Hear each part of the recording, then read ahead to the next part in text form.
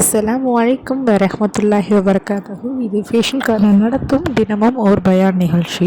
இந்த நிகழ்ச்சியில் தொகுப்பு ஒன்றாக 25 நபிமார்களுடைய வாழ்க்கை வரலாறை பார்த்துக்கிட்ருக்கோம். ஒவ்வொரு நாள் ஒவ்வொரு நபிமார்களுங்கிற விதம் 25 நபிமார்களுடைய பார்க்க போகிறோம் இன்ஷா அல்லாஹ். நேற்று நாம் பார்த்தோன்னா நபி இப்ராஹிம் அலைஹிஸ்ஸலாம், தியாகத்தின் சிகரம், கலீலுல்லா, அல்லாஹ்வுடைய நெருங்கிய நண்பர், அவருடைய வாழ்க்கை வரலாறை பார்த்தோம். இன்று இன்ஷா அல்லாஹ் ஒரு சமூகத்துடைய ஒழுக்க அழிவியை எதிர்த்து தனியாக நின்ற ஒரு நபி லூத் அலைஹிஸ்ஸலாம் அவர்களுடைய வாழ்க்கை வரலாறு தான் பார்க்க போகிறோம்.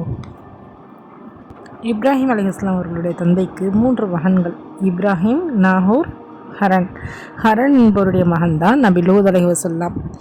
அதாவது இப்ராஹிம் நபியுடைய சகோதர மகன், அவருடைய மாணவர், அவருடைய மார்க்கத்தை முதலில் ஏற்றவர்களில் ஒருவர்.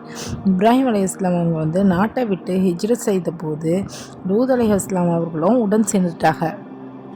அல்லாஹ் அவரை அனுப்பியது சதும் நகரம், ஜோர்தான் பகுதிக்கு தான். அங்கே இருந்த 5 நகரங்கள் சதும், கொமோரா, ஆதம், சஃபோயின், சுனுக். அந்த நகரெல்லாம் செல்வம் நிறைந்தது, ஆனால் உள்ளம் அழிந்தது.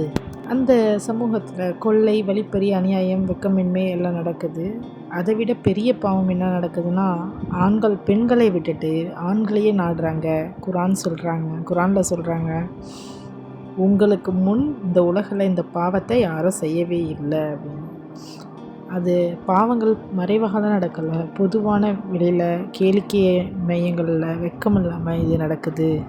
நபி லூத் அலைஹிஸ்ஸலாம் அவர்கள் சென்ற நகரம் பார்த்தோன்னா செல்வம் நிறைந்த நகரமாக இருந்துச்சு, ஆனால் இதயத்தில் காலியான நகரம். அங்குள்ள மக்கள்லாம் அல்லாஹ்வை மறந்தவர்களாகவும் ஒழுக்கத்தை இழந்தவர்களாகவும் வெக்கம் இல்லாதவர்களாகவும் இருந்தாங்க.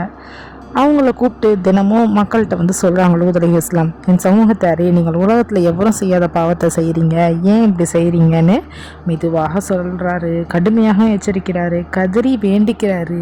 அவங்க சொன்னது யாரும் கேட்கல. அதுக்கு பிறகு அல்லாஹ் உங்களுக்கு பெண்களை தான் ஹலாலாக்கியிருக்கான், நீங்கள் ஏன் இந்த எல்லை மீறுறீங்க அப்படின்னு சொல்கிறாங்க.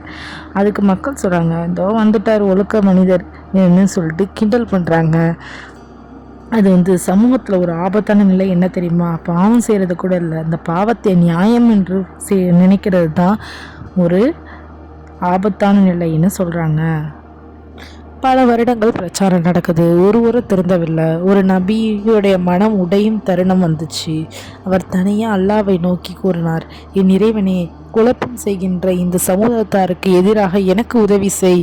இந்த துவா சாதாரண துவா அல்ல, இது வேதனையுடைய துவா, இறுதியான துவா, தீர்ப்பு தரக்கூடிய துவா. இந்த துவா வானத்தை அசைத்தது.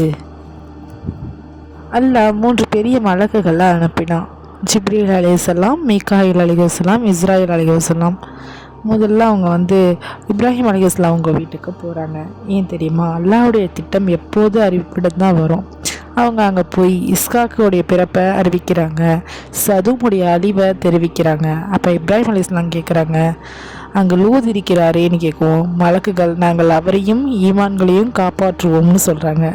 இங்கே ஒரு பாடம் என்னென்னா, அல்லாஹ் தண்டனை அனுப்பும் முன்ன நம்பிக்கையாளர்களை பிரித்து விடுவான். மலக்குகள் எல்லாம் இளைஞர் உருவத்தில் சதும் நகரம் வந்தாங்க.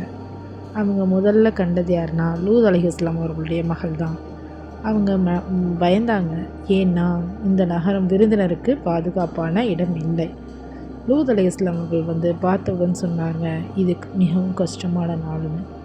அங்கே யாரையும் பார்க்காம செய்தி வெளியேறுது. யார் சொன்னான்னு பார்த்தோன்னா அவருடைய மனைவி. இதயம் ஈமானின்றி வீட்டில் இருந்தால், நபி வீட்டில் இருந்தாலும் எந்த ஒரு பயனும் இல்லை. நகர மக்கள் கூட்டமாக வந்தாங்க, வீடுகளை முற்றுகையிட்டாங்க, கதவை தட்டுனாங்க. அவர்களுடைய நோக்கம் பாவம்தான். லூத் அலைஹிஸ்ஸலாம் அவங்க அழுதாங்க, இவர்கள் என் விருந்தினர்கள், அல்லாஹ்வை அஞ்சுங்கள்னு. அவர் திருமணத்தை முன்வைத்தார், ஆனால் அவர்கள் சொன்னாங்க, நாங்கள் விரும்புவது வேறுன்னு. அது மனிதனின் கீழே விழும் காட்சி. லூத் அலைஹிஸ்ஸலாம் முழுமையாக உதவி என்று நிற்கிறாங்க. அப்போது விருந்தினர்கள் சொன்னாங்க, நாங்கள் அல்லாஹ்வுடைய தூதர்கள் தான்னு. உடனே அவர்களுடைய கண்களை தாக்கினாங்க. மக்கள் எல்லாம் பார்வை இழந்து போனாங்க. பின்னாடி கட்டில் இரவிலேயே வெளியேறுன்னு, திரும்பி பார்க்காம போங்கன்னு சொல்லிட்டு, மனைவி மட்டும் காப்பாற்றப்பட மாட்டாள்னு சொல்லவும், ஏன்னு லூத் அலைஹிஸ்ஸலாம் கேட்குறாங்க. அவருடைய உடல் தான் குடும்பத்திற்கு இருக்குது, ஆனால் மனமோ காஃபிர் தான். விடியற்காலை ஜிப்ரீல் அலைஹிஸ்ஸலாம் அங்கேருந்து நகரத்தை உயர்த்தினார்கள், வானத்துக்கு எடுத்தாங்க. பிறகு தலைகீழாக வீசினார்கள். பின்னாடி சுடப்பட்ட கற்கள், பெயரெழுதப்பட்ட தண்டனைகள்லாம் வந்துச்சு. குரானில் சொல்கிறது, அறிவுள்ளவர்களுக்கு இதில் அத்தாட்சி உள்கின்றன அப்படின்னு சொல்கிறாங்க. பெரிய பெரிய வீடுகள்லாம் காப்பாற்றப்படவில்லை, செல்வம் எதுவும் காப்பாற்றப்படவில்லை, சமூக ஆதரவும் காப்பாற்றப்படவில்லை. அல்லாவின் கருணை லூத் அலைஹிஸ்ஸலாம் அவங்கள நம்பியிருந்தவங்களும், ஆனால் மனைவி அழிவை நோக்கி சேர்ந்தாங்க. இதனுடைய பாடம் என்னன்னு பார்த்தோன்னா, உறவல்ல காப்பாற்றுவது, ஈமான் தான் நம்மளை காப்பாற்றும். அழிவுக்கு பிறகு லூத் அலைஹிஸ்ஸலாம் இப்ராஹிம் அலைஹிஸ்ஸலாம் அவங்கள்ட்டயே திரும்பி போகிறாங்க. பிரச்சாரம் தொடர்றாங்க. இறை அழைப்பை நிறுத்தவில்லை. இறுதி வரை தௌஹீத் அழைக்கிறாங்க. இன்று பாலஸ்தீனம் பனி நாயுங்கிற இடத்துல அவருடைய அடக்கஸ்தலம் உள்ளது. அன்பானவர்களே, லூத் அலைஹிஸ்ஸலாம் அவர்களுடைய வரலாறு என்ன நமக்கு ஒரு கதையா? இல்லை, இது ஒரு எச்சரிக்கை. ஒரு சமூகத்துடைய அழிவுடைய ஆரம்பம். வெக்கம் போகும்போது, பாவம் சாதாரணமாகும்போது, உண்மை பேசுவரை கேலி செய்யும்போது, ஆரம்பிக்கும்போது அல்லாஹ் நம்மளை பாதுகாக்கட்டும். அல்லாஹ் நாளை நபி இஸ்மாயில் அலைஹிஸ்ஸலாம் அவர்களுடைய வரலாறுடன் நான் உங்களை சந்திக்கிறேன். இந்த பயான் உங்களுக்கு பயனுள்ளதாக இருந்தால் லைக் பண்ணுங்கள், ஷேர் பண்ணுங்கள், சப்ஸ்கிரைப் பண்ணுங்கள். மறக்காமல் அந்த பெல் ஐக்கானை ப்ரெஸ் பண்ணுங்கள். அஸ்ஸலாமு அலைக்கும் வரஹ்மத்துல்லாஹி வபரகாத்துஹு.